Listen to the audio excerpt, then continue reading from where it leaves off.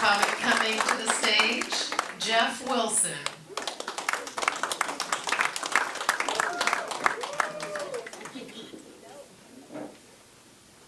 Thank you, Holly. I appreciate that. The rest of you all can just fuck off. Seriously, you motherfuckers. Why didn't anybody say something? Haven't you ever heard? See something, say something? I saw something. I stopped in the men's room right before I came on, and I saw myself in the mirror.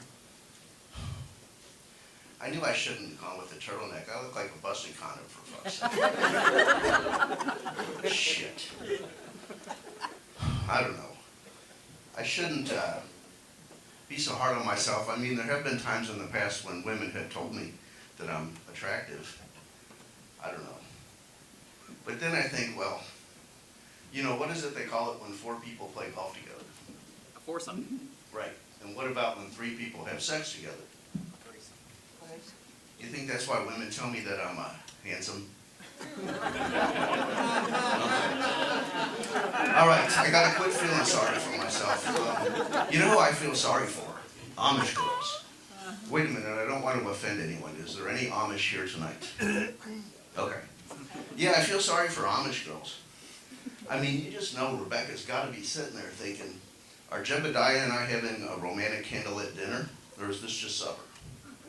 I guess if Jebediah comes in wearing the hat and nothing else, that's the tell. The apple dumplings can wait, Rebecca. Time for fucking.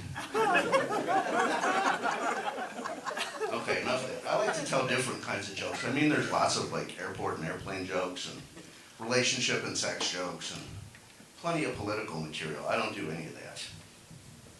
How about a clown car joke? Bippo the clown is out in the employee's parking lot at Ringling Brothers after his shift, and he jumps in this tiny little car to drive home.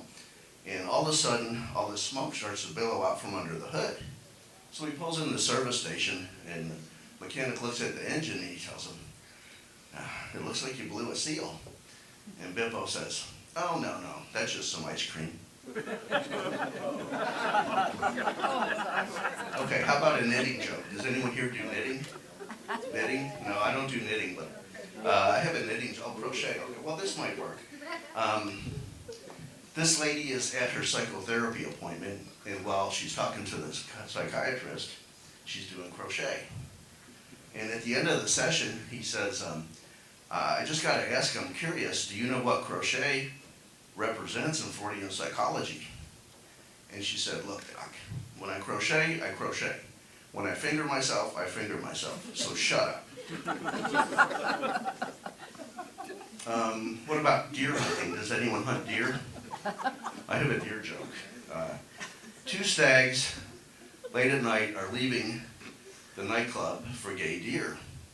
And one of them looks at the other and says, oh my God, I can't believe I blew $100 in there.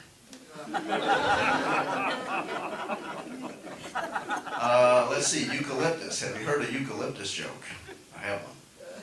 My son and I like to travel, and last summer we were in Australia, and in Brisbane, we visited this really cool koala sanctuary, and while the zookeepers were feeding the koala eucalyptus shoots, I got to tell this joke. A man calls 911 and says, quick, hurry, help. I think my wife is having a heart attack. I need an ambulance. And the dispatcher says, what is your address, sir? 108 Eucalyptus Drive. Can you spell that, please? I'll drag her to Oak Street. Meet me there. Quick one along with the crochet joke. Shortest joke in the world, 4 words. Freudian slit defines itself. Okay. This one is not a joke. This is a true story. I mentioned travel.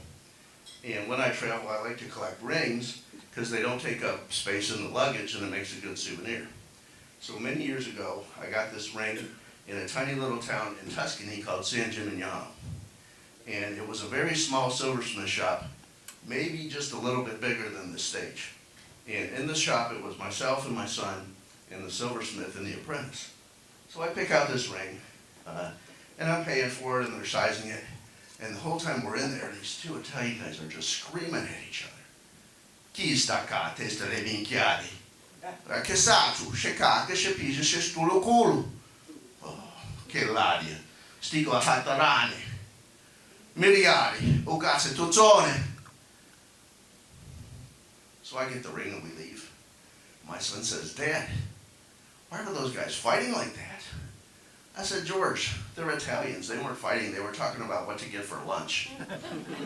Okay, one more. Why is eating pussy better than driving in the fog? Because when you're driving in the fog, you can see the asshole in front of you. There's the mic. Thanks very much. I appreciate you. No, wait, fuck off. You didn't tell me that I look like a Brussels sprouts.